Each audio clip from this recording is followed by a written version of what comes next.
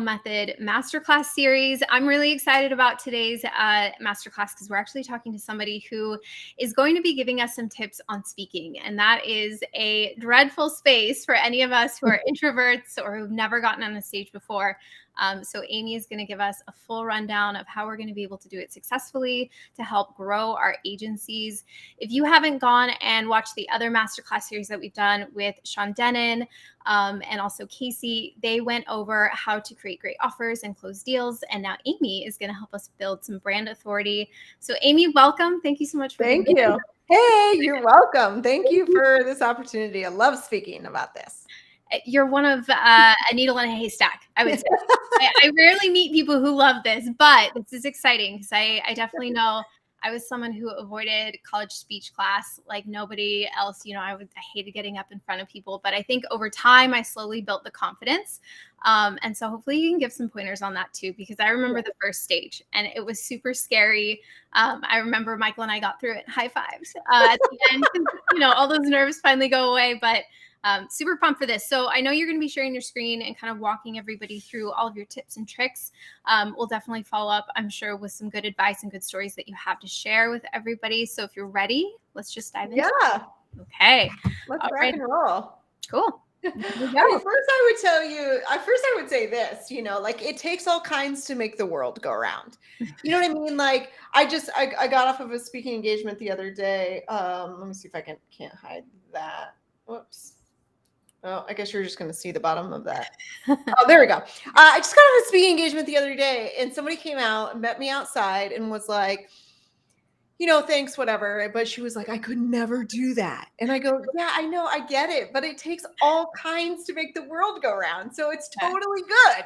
Like, we don't need like, you know, the same, whether you love to speak or you hate to speak, whether you're high energy or you have a different energy, like it doesn't matter. It takes all kinds to make the world go round. Right. So, true. Anyway, just wanted to share. We're not all Tony Robbins, although I'm sure we would love to be, but you're absolutely right. And I have found that other quieter kind of introverted people definitely connect in different ways. Like I always eyeball people in the crowd and then I find somebody and we're like, now we're friends. Yeah. Perfect.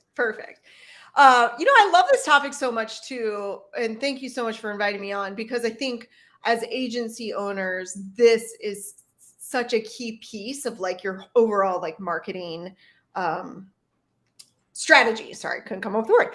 Overall marketing strategy. And when I look back at my speaking career, you know, there was a point where I did 97 speaking engagements in an 18-month period. But here's the thing that I don't say very often. So this is a little secret for the agency owners. During that time, now I'm more like motivational speaking, more like along the lines of positivity and happiness. But in the beginning, I got all of those engagements and I spoke on marketing and digital marketing and content creation. And that's how I built my marketing agency at the time. So you can do this. You don't have to speak, by the way, 97 times. That's not what I'm saying for you, but I suppose it's possible. But that is, though, how I started, like how I was able to sustain my marketing company and how I was able to get clients in the beginning. So that's how I built it. And so would love to share a little bit of that information with this crew here. Very cool. Yeah. Awesome. Okay. So let's rock and roll. Let's see. Sorry, I got my screens all different. All right. So I think a couple of things, like when you think of it from a marketing perspective, right? Like when I think of it from a marketing and a business perspective, I think of this. How much, and y'all can answer this question. This is the cool thing about talking to your crew, Brittany, is like they all know the statistics to all this. But if you think about like, what is the cost of acquisition for one of your clients? What is it? You don't have to, I mean, just what is it? Or what is the cost of acquisition if you run Facebook ads? What is the cost of acquisition for if you do traditional media? Like, what does that mean for you, right? And so when I think of speaking and I think of cost of acquisition, it changes. It changes the way I think about it, because what's the best thing that happens when you get off of a stage, right? So anyone who's ever spoken before, they get on the stage, they do their thing, and then they step off that stage, and the best thing that happens is like you have this line of people to talk to, right? Yeah. It's so funny because as children, like we learn to stand in a single file line, Yeah. and as adults, we do the same thing. And so that's exactly what happens. And those are people, those are leads for you, right? Those are people who loved what you had to say. Those are people who want to engage further with you. Those are people who have more questions for you. So, you know, unless you're paying for the stage to speak, a lot of times, like in this world, in this avenue, we'll talk about like the different types of stages, but you may not pay for the stage and you may not even get paid for the stage, right? You might do it for this line right here. This is why you're doing it, for the line. So there really was no cost of acquisition. I mean, maybe driving across town, or if it's, you know, somewhere else that's not local, maybe it's a little bit of expenses to get there. But if you have 10 people in line and it costs you, well, you'd have more than 10 people, but if, you know, and it costs you $500 flight ticket, Right. what is that? That's so little, right? So it's just a really cool way and a really great way to build your business. And as an agency owner, you know, I was thinking through, like, we follow a whole process with our speakers, and like when they come in, building their authority, making sure they're positioned well, and then we kind of go into promotion and teach them how to profit from stage. So there's a lot of components there. We obviously won't cover all of them today, but I do want to kind of go through like just what do you need to like start to get to the stages? Where can you find those stages? So that you can start speaking. And then, you know, whether it's selling from stage, talking about your agency, talking about the solutions that you provide. And as an agency owner, I think it's a little different than like a motivational speaker in how you position yourself, but you're still, doesn't matter whenever you're speaking, you're still positioning yourself as the expert, right? Or you're still positioning yourself as a thought leader. So, you know, one of the things that we do really early on with these folks, and that you would want to do or have your team do, is design what the industry used to call a one sheet, but really it's no longer a one sheet, but we call them celebrity speaker kits. But there's a few things that we put on these things that I think are pretty critical. So just to kind of think through this, you're going to need a really great hook for your title of whatever it is that you're speaking about, right? So come up with a really great hook. So for this one, this is JJ. He actually has an agency more along the lines of personal branding, but impact millions by growing a personal brand. Okay, got it. Yes, please. Thank you. You know, so that's a little bit of his hook. The other thing that if you're not a regular speaker, you're going to want to kind of think through is what is on that second page there. This is his celebrity speaker kit, by the way, that we created for him. So on the second page there on the lower right, you see there it says learner objectives. So if you just think, put on your marketing hat, like this should be so easy, I feel like, for agency owners, but put on your marketing hat and go, okay, look, what is the transformation that the audience is going to get from my talk on stage? So what are those learner objectives? And you should have 3 to 5. And the way that I like to say it is, what is the audience thinking when their butts go into the seats? And then how do you change the way that they're thinking once they, you know, are standing up and hopefully giving you a standing ovation? So what is that? Yeah, what is that transformation that you? That's cool. So Amy, it's similar to like a lot of these guys do webinars, right? That's the more comfortable space, speaking space for a lot of people, similar to what they're going to be putting on those pages leading in to get webinar registrations. I would imagine it's like that incentive to giving them value from whatever they're sitting in. Very cool. Yeah, so good. And, you know, I consider a webinar a stage, a speaking stage, a speaking opportunity. So, and we can talk through that too. But yes, definitely.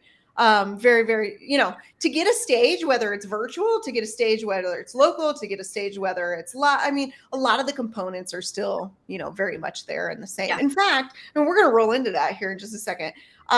So the other thing, two other things that I would make sure are on here are, if you have a great testimonial, and we call them authority logos, but, you know, who have you worked with? And it doesn't need to be like his is Starbucks and Coca-Cola. You know, for you, it might just be recognizable authority logos within your space. And that's great too, right? So you're just positioning yourself. Do you recommend that the testimonial is about the speaker and their personality, or is it about the topic or how they've been able to impact a business? Depends what your strategy. That's a great question. So it depends what your strategy is, right? So if your strategy is to go in and get speaking engagements where you're going to be in front of the audience that buys from you, you might want to include something that is like a transformation from like what you can do, right? Like what it is that you provide. If you're going in as kind of like a bigger personality, as like a thought leader in that entire space, and you think you're going to be up against a lot of other speakers, let me put my event planner hat on for a moment, because I used to own an event planning company. So when I think about when I was an event planner, you just like, as an event planner or somebody who's hiring speakers, the decision maker, they just want to make sure they're not making a giant mistake, right? Like their job's on the line for their boss, whether they're a third party or an internal planner. So you want to be constantly like speaking to them as much as possible. So in that case, when you're trying to position yourself as a much larger personality or thought leader, you want to talk about, what matters to them. And in this case, our conference was great. You were amazing. Like as a event planner, it's like, oh man, okay, Google said that, great. Good stuff. But that's really good. I think it does depend on your strategy though. Cool. For sure. So these are the different types of stages. So to roll into this, right? Like what you were saying, Brittany, is like when we're looking at stages for folks, or you're looking at places to speak, this is how we categorize it. And then I'm going to tell you where I would go if I was an agency owner. So you have your local stages. These are your local networking meetups, local chapters, maybe local association meetings. Oftentimes these look like and when I say local, I mean in your area that you can drive to. This usually looks like something like they have monthly meetings or they have quarterly meetings. Those are a lot of like the local stuff. You have your live, which are what most, like if you're a speaker, like, and you're like out to go get it. They have tunnel vision. Like speakers only think of live, but there's so many others, right? But this is typically what you would think of. Big live conferences, conventions, retreats, workshops, keynotes, breakouts, all of that. So those are live. You also have advocates. Advocates is within your own sphere of influence. So if it's on here, I'll show you. But this is more of like, how do you reach out to get speaking engagements immediately, like within a couple of days? How do you do that? Associations, big one, obvious. I want to say it's obvious, but maybe it's not. Obviously, for agency owners, like what niche are you in? Where can you go and find those associations?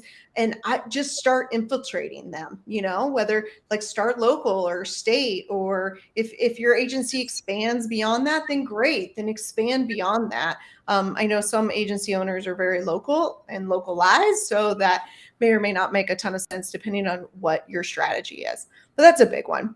Virtual, like don't say no. I always tell our speakers, like if you're a speaker, you need to speak, which means you need to say yes to the opportunities, right? Yeah. If I was an agency owner, I'd be saying yes to any speaking opportunity that came my way. Right.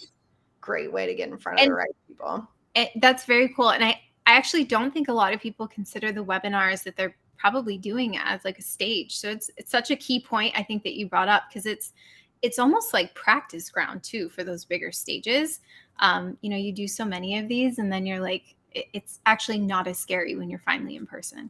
Yeah, there's so much opportunity from it. I mean, there's so many case studies that we have of folks that have done virtual or webinars and have converted into $50,000, $100,000 contracts just from that, So it's just, I just think of it as matching yourself to the audience. Like that's really what you're doing. Yeah, you might be delivering in a different way, but really you're matching yourself to the audience that you want to speak to. So if you can do that virtually, then hey, you can do it virtually, and this becomes your stage. So yeah. Industry niches, if you have certain companies or corporations, private entities, that kind of stuff, and then don't forget PR and media.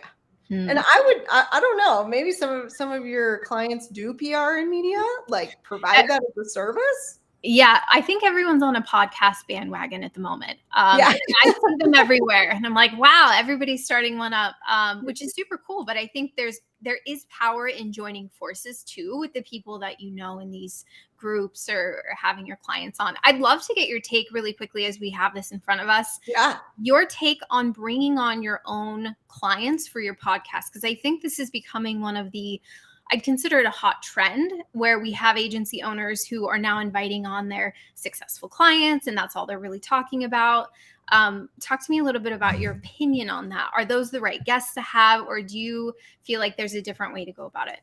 I guess it's a matter of like, are you going for retention or are you going for lead generation? You know, like if you're servicing your clients and, establishing that relationship, it sounds like a great idea. When I was running Unlocking Happiness, that podcast was and Happiest Places to Work, both of them. That was a lead generation for me. So that was with the intention of like, we'll just use Happiest Places to Work. That was with the intention of getting business owners and decision makers and folks in HR on the podcast so that I could start the relationship with them and then determine if there's any opportunity to work together. So I think you can look at it two different ways. Yeah. But that's how I did it. But I also can see like if you have your clients on from a retention standpoint, maybe there's another vantage point that I'm not thinking of. But that sounds like a good way to do it. There's cost involved, obviously, to producing a podcast. Yeah. So well, depending on what level you're at, but yeah. Yeah, that makes What are your thoughts? Yeah, my thoughts on it because it is interesting. I actually had started one that we're doing right now, and I went in thinking, okay, everybody's bringing on their clients, and what does that do? It just showcases your expertise, and at the end of the day, that's just a play, kind of leveling you up onto a certain platform. What I ended up doing was like creating it into more tips and advice and things of that nature. We brought on someone who could share her story as well. And I thought there's a different angle to go about it where it's really just going to build a trust factor, which I think you can definitely do by having your clients on. I actually really like yours with the intention of lead generation. Bring on the people who you want to build relationships with, because I think a lot of people like talking about their expertise and you make them feel special, right?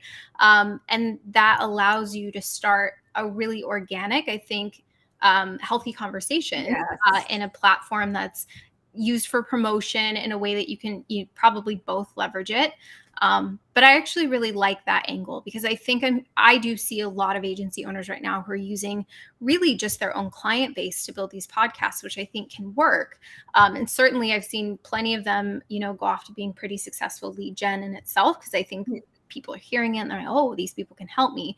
But there's something to be said for going out of your comfort zone, Yeah. inviting in people that you don't know yet, that you're just getting to know. I think there's a lot of power in that too.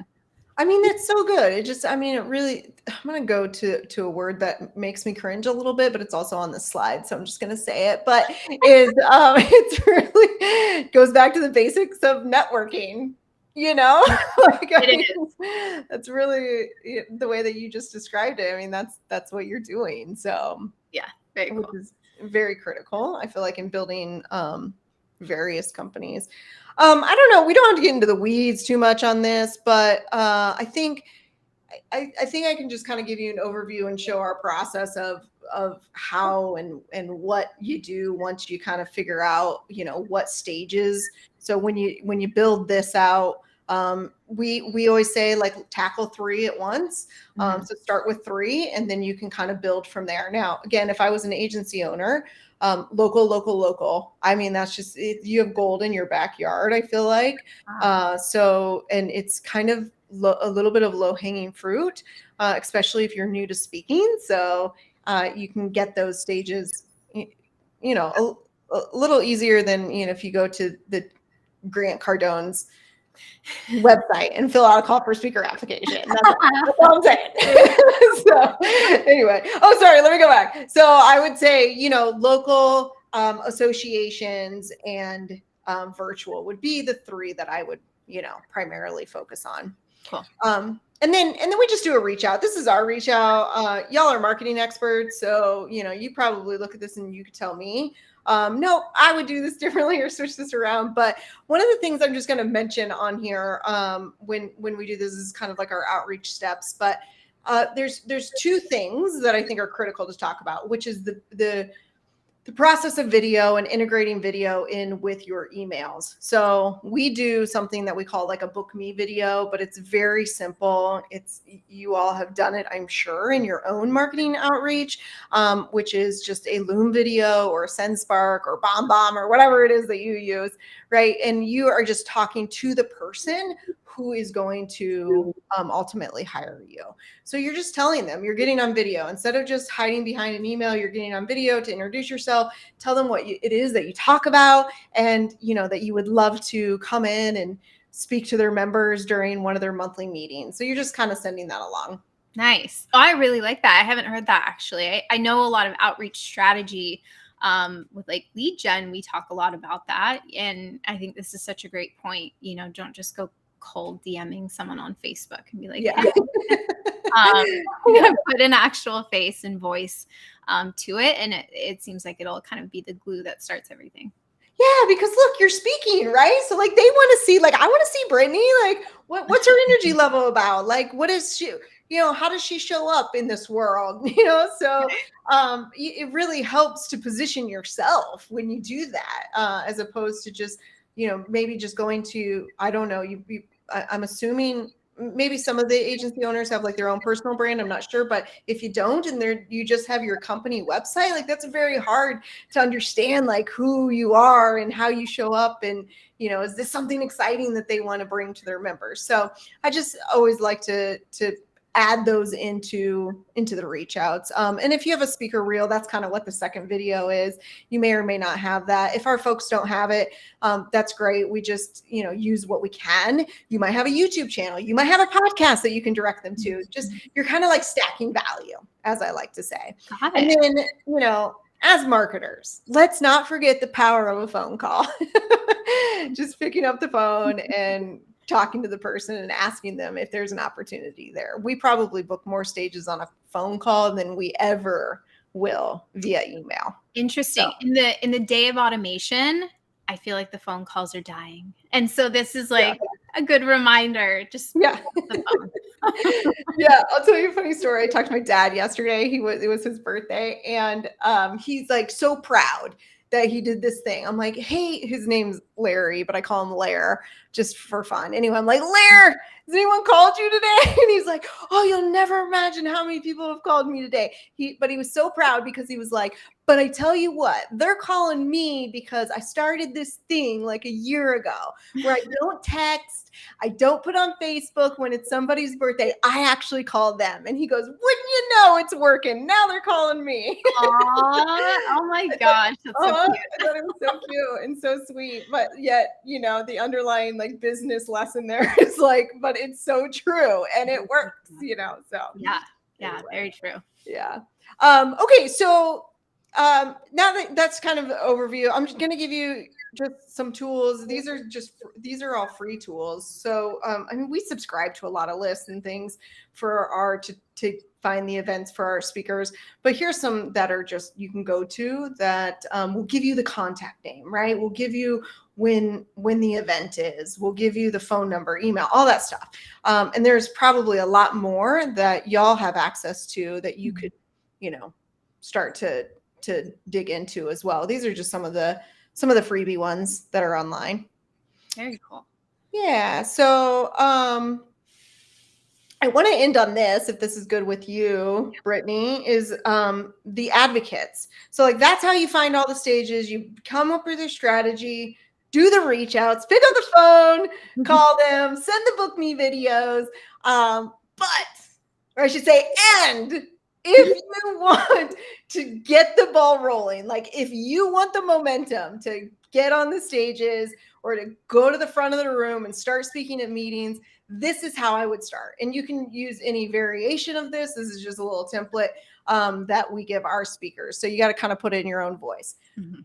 You're going to reach out to your own like sphere, your own inner circle, right? Like those people who support you, those people who are always like, yes, it's amazing. Yes, good job. So proud of you. Those people, that's who you're going to reach out to. And you're going to say something along the lines of this. Like, thank you for your support. I am super thankful to have a community, a network of people who believe in me and what my message and my company stands for. Something along those lines. I know that expanding my message to reach more whoever, right? To reach more electricians, to reach more plumbers, to reach more whoever your audience is, will be the key to making change in this world. Do you know of any, and you can change this, local meetings? Do you know of any events? Do you know of any conferences that I could speak at to more electricians so that I can continue to make a difference? Wow. Yeah. So, yep. That's so impactful. That middle sentence is like, has the most impact, right? Because now we're like, I want to make a difference in the world. Now they're going to support your cause, which is super cool. Yeah.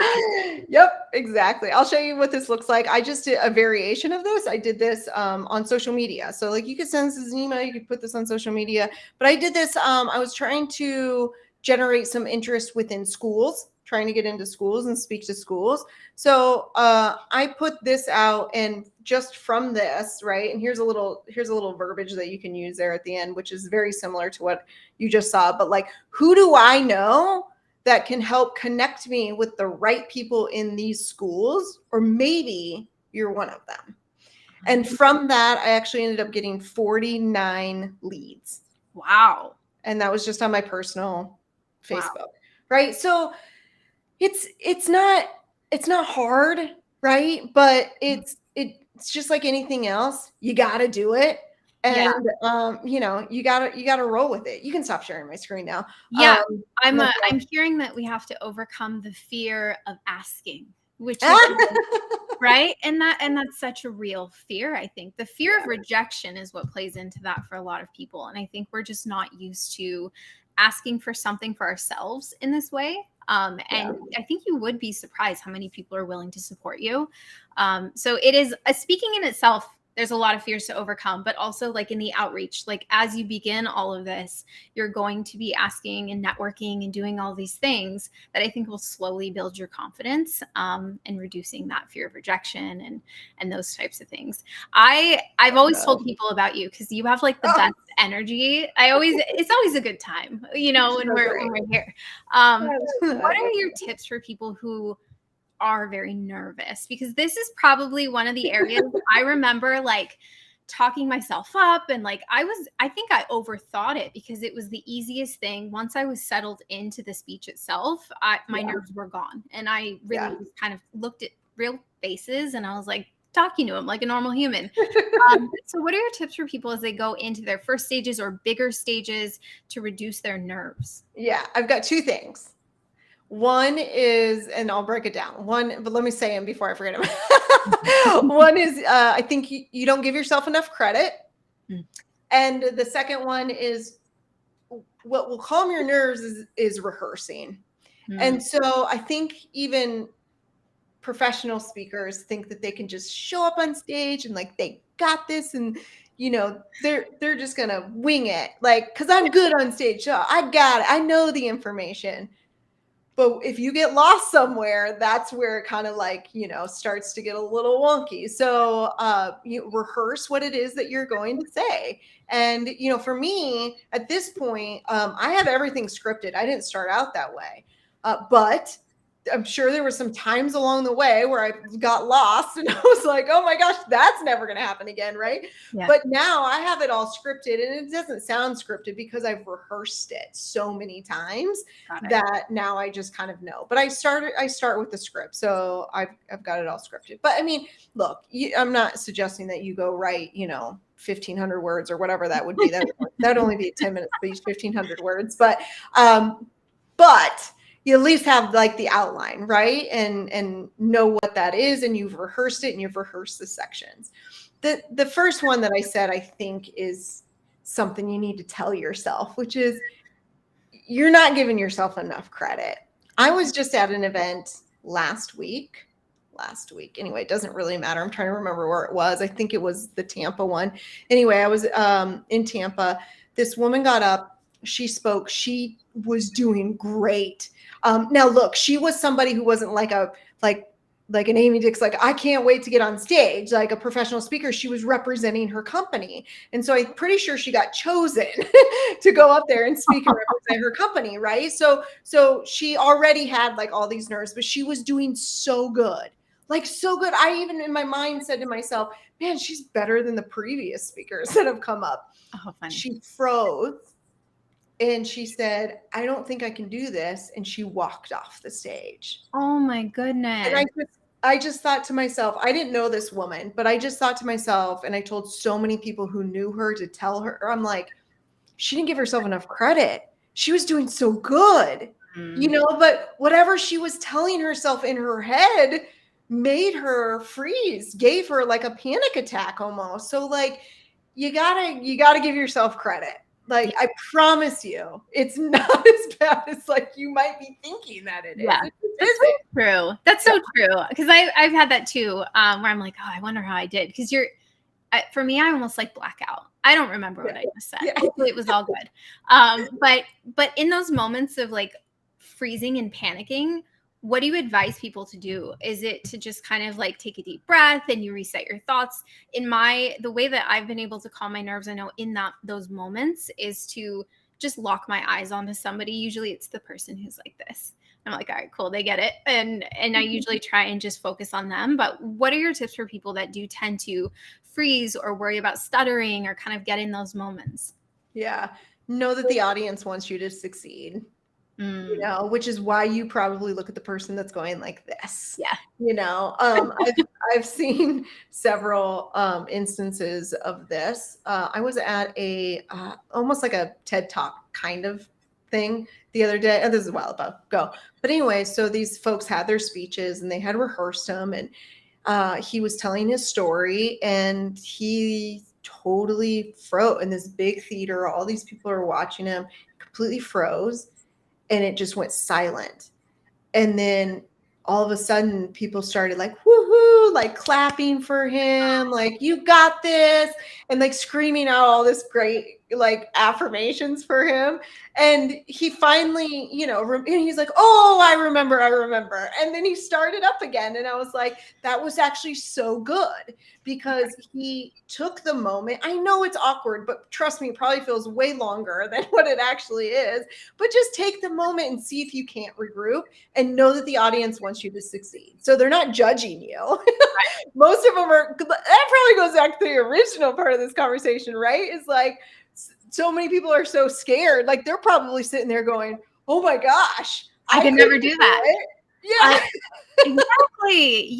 I'm the same way. I look at people up there and I'm like, that's so, like, one, it's like so brave to get up in front of a group of people and be the expert. And two, like, I don't want to, I'll just sit here quietly and enjoy it. So I think you're absolutely right. It's such a good reminder, is that the audience, they want you to be successful in what you're doing. And so I think that's our worry, right? Is we're being judged. We're saying it wrong. We sound nervous. I always think I sound nervous, and then I'll replay the things that I, recorded, and I'm like, oh, I actually sound pretty confident. In my head. So yeah, it's a lot of mental like things to overcome, I think, when it comes to the speaking side. I did want to pivot and ask your opinion on slide decks and presentations and visuals, because Michael and I notoriously go into speeches like we do it the night before, and we probably should prep a little better, but that's our style. We feel like it's a lot more, we actually feel like we're less nervous if we're less rehearsed. But that also includes our slide deck sometimes. And so what is your thought on going into these? Should people do them? How should they put them together? Because I do find that when I watch speeches and it's very text heavy on screens, I almost don't know where to focus my attention. And so what are your thoughts on all that? Yeah, it depends on what you're presenting, right? So like, if I am going out for my typical keynote, I do have slides, but they are pictures only of things that correlate to my story, really. So that's it. I don't have any text on any of my slides. I don't think. No, I have a quote from Bob Ross. I take that back. I have one quote from Bob Ross on one of my slides. That's it. And it depends. Like if it's a teaching thing, like what I just did is like a teaching thing, right? So you might have slides for that. Right. And just know that pictures are better than words, right? So like if it should supplement your talk, not be your talk. Good point. Yeah, good point. Because I do see, I remember watching one and it was like everything he read was like the title or the bullets. Like, it's really Don't do that. Yeah. Yeah. So I think that's good. And in our space, we're talking about SEO and we're talking to small business owners on marketing. And I don't think they digest most of what we're saying. And so having visual aids just be visual aids is like such a good point. Do you ever recommend that people do one for every topic? Is there any kind of structure when it comes to what we're showing in those PowerPoints? That they do one slide. For every topic they're talking about? Yeah. No, like, look, the thing that brings your expertise to the stage is less of the ABC, or I should say is less of the 1, 2, 3 statistics and that, and is more of the ABC, which is your stories that you can tell, right? So if you do SEO, let's just say, and you're like, this is the results that we can get for you. I'm way less interested in way less interested in seeing all the statistics and everything, and more interested in you telling me a story about one of your clients who just has killed it, right? And that you've been able to completely transform. Like that's what I'm going to remember. I'm not going to really remember all the statistics and data of the things that you can do, but I'm going to remember that you took Joe, small business owner, from a 2-man shop to a 12-man shop, whatever it is, right? So that is going to resonate with me more, and that's what I'm going to remember. And that's what gives you like the greatness of a thought leader, right? Or the greatness of an expert, right. is being able to transform. So saying you can do one thing, but having the stories to support it, like that's what makes you dynamic on stage. For sure. I see a lot of people open up with emotional stories. I think they do it for relatability.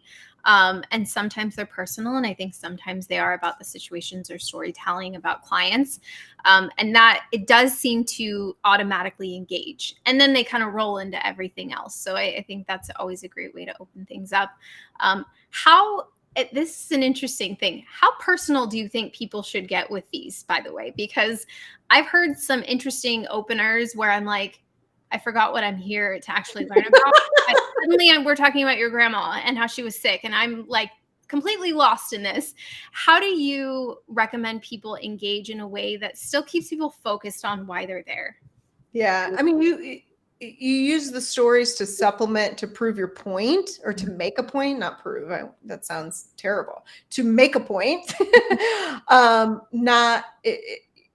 It's not something that's cathartic for you, right? Like that's not the intention. That might feel good for you, and you might want to tell everyone about your grandma because she's so cool and so great and, was such a big piece of your life. But if you can't draw the point for us, then you've lost the audience, right? So like there has to be like that through line. And if there's a story that you can take us through from beginning to end and just tell us and like have that through line the whole time while still relating it to every single bit, like this is if I'm SEO, if I'm teaching on SEO, then, and my grandma taught me all these lessons, and that's why I understand SEO because I remember she said this.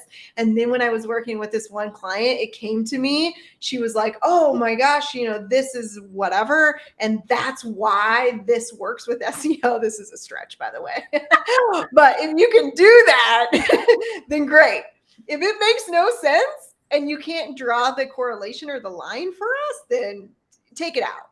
Just take it out. Yeah, I find it doesn't come off authentic if we're like just throwing in emotional things for the sake of being a relatable person. It to me, I'm always like, this is just it strikes me as odd. And so I'm glad we got your feedback on that, because I do think that people I think there's a way to go about it. It's not to say that you can't do it. I think there's just a way to go about it where, like you said, you have to relate it to what we're about to talk to, or your grandma's cheerleading you in the background. Cool. Now we're talking about what? Like that. It really has to make sense. So it's like, Brittany, this is what it reminds me of. It reminds me of, and I hope I don't offend anyone because it's not my intention, but it reminds me of like bios, when people write bios and then at the end of the bio, it's like, and I have 3 children and love to go for long walks on the beach or whatever, and I'm like, what? Great. And I'm trying to figure out how you're a thought leader, how you're an expert. So great. If you can correlate it all together, then it doesn't sound chunky. But if you can't, then it just sounds chunky. Yeah. Yeah. That's very true. It's like you just threw it in there for no reason, for the sake of it. Okay. Any last tips, your best tricks, your hacks, whatever it is for this audience, as they're getting themselves built up in front of people, stages, speaking opportunities, things like that? Yeah, I think I would leave everyone with this: is say yes. You got to say yes to the opportunities, all the opportunities that come your way. I mean, even today, I don't say no to any opportunities. I constantly say yes, because you just never know like what the next thing's going to be, And so if you're building your company and truly you want to speak in order to build your company, say yes. Invest in that piece of the business. Make it like a marketing channel for you. Budget that marketing spend, and just say yes. I love that. Well, considering you are like one of the happiest people I have ever met, I'll take that as a piece of life advice as well.